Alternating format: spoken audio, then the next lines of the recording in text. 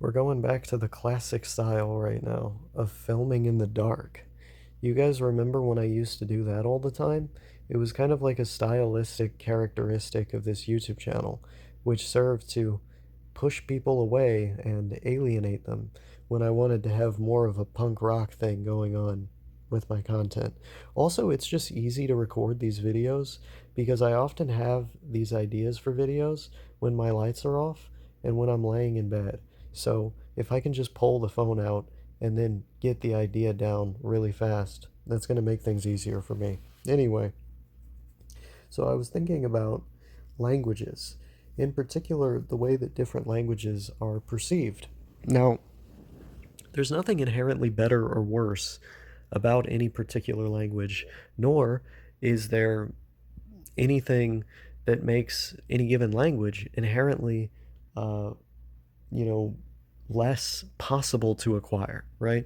It's not less possible to acquire Japanese or Arabic or Chinese or Russian or whatever you want to learn than it is to acquire Spanish or Norwegian or Indonesian or any of these other languages which are typically viewed as more easy. Now, every language is going to have things which uh, pose a unique challenge to native speakers of another language, even if that language happens to be extremely similar to your own.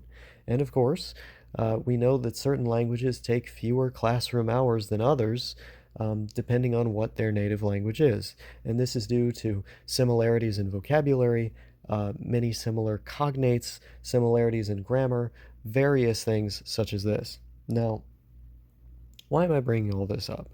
The reason I'm bringing all this up is because I feel as though English, being able to speak and write and read English well, is treated as a given throughout the world. This is treated as something that is very normal, that many people are pursuing, that many people intend to do.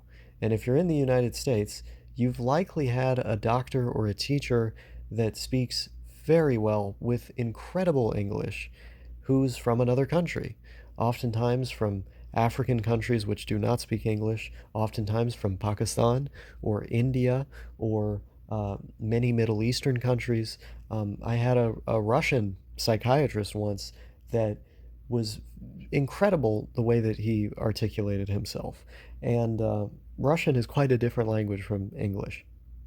I think many people have had these experiences with Chinese doctors or Chinese professors, etc. This is treated as a given.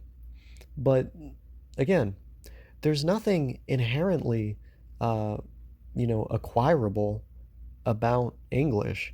It's just a language that many people happen to want to acquire. And there also happens to be a lot of content in the language, which of course is going to help you acquire it because a big part of acquisition is immersion in consuming content. But nonetheless, it is a language, just like all the other languages happen to be languages.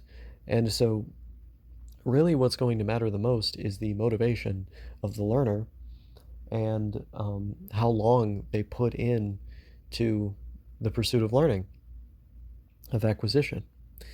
And I think it's interesting because, like, I listen to philosophical conversations from someone like Slavoj Žižek, for example, and people make fun of his accent, they make fun of some of his tendencies in speaking, but it's undeniable that he's able to engage in very complex discussions in a language which is not his native language. And in the past, this is what philosophers did constantly, right?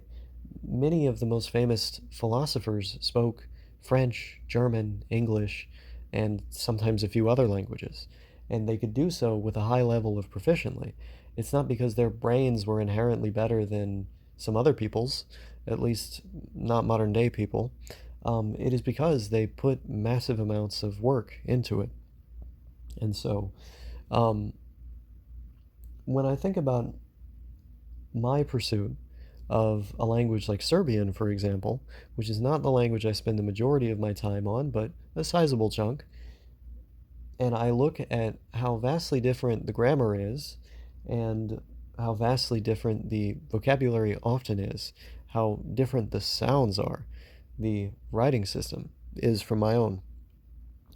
I can't help but be reminded of Slavoj Žižek's philosophical debates and lectures in English, not his native language. But he's able to demonstrate a brilliant command over the language, as are many, many people throughout the world. And that's just one example. I'm sure you can think of somebody who can conduct, you know, quite quite heavy philosophical debates and discussions in another language. Um, and so I want to be able to do that with Serbian. I especially want to be able to do that with Spanish and Portuguese. Um, and I look at all this and can't help but feel as though I have no excuse and you have no excuse. Like, you need you need not look further than all the examples around you. If you're in a country like the US or Canada and you're in a city, you're going to be surrounded with people who speak English quite well, and it's not their native language. They learned it to move to the US or Canada. They learned it to move to the United Kingdom. And there's nothing special about these people. They just were motivated. They happened to want to do it. They had an interest, they had a goal, and they pursued it. So that's my message with this video. Um, I feel like it's kind of a no-brainer, but you really do hear people talk about English like it is expected for people to know. No, it's not expected for people to know. It's going to be difficult to acquire like any language in the world. And of course, there are unique quirks to English that other languages don't have, which make it uniquely hard to learn in some ways too. Even for people who know similar languages, there's all kinds of grammatical and spelling issues in our language which make it harder to acquire for other people. So this idea that English is some sort of exception, that people ought to know, that people ought to be, criticized for not having it down perfect, it's so silly.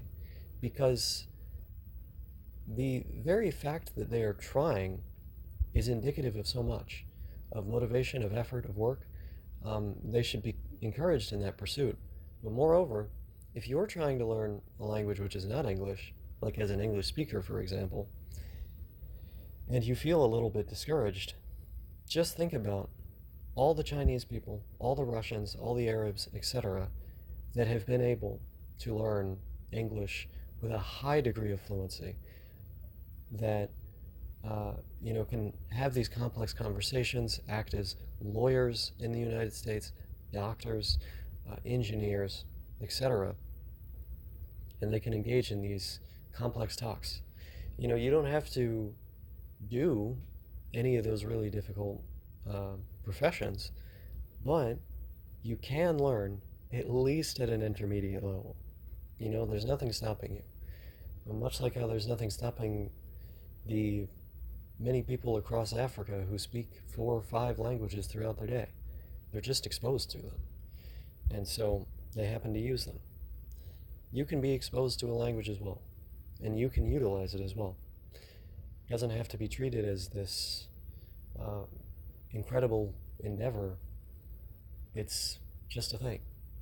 It's a thing that people throughout the world have been able to treat as no big deal as it pertains to English. Why not apply the same mindset to whatever language you happen to be pursuing or want to pursue?